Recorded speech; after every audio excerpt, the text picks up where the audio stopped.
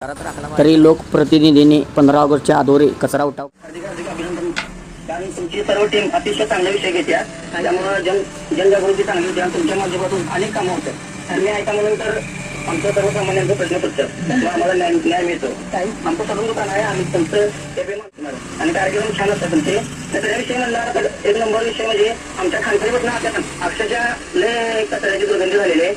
आता मी परवा रील करून पाठवल्या आधी कारण ध्वजारोहणासाठी मुलं तिथं जात असतात आणि कचरा मेन म्हणजे कचरा टाकायसाठी काय तर ठेवलं पाहिजे. कारण ज्या माणसांच्या घरापर्यंत गाडी जात नाही ते जातात रस्त्यावर.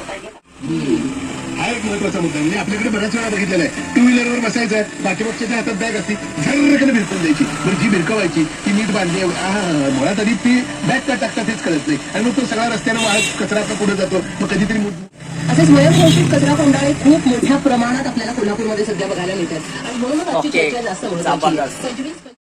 आपले आई वडील, आपली बहीण भाऊ व आपल्या बायका पोरांच्या आपण जसं प्रेम करतो तसेच आपल्या गाव जेव्हा सर्वजण प्रेम करायला लागतील तेव्हा प्रत्येक गाव स्वच्छ सुंदर दिसेल. आपलं गाव स्वच्छ सुंदर राहावं यासाठी सर्वांनी प्रयत्न करावा हीच आमची इच्छा आहे. आमचा व्हिडिओ लाईक आणि शेअर करा मित्रांनो.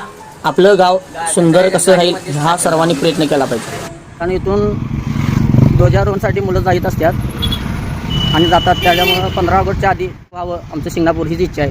तरी प्रशासनानं याची दखल घेऊन साफसफाईसाठी सूचना कराव्या.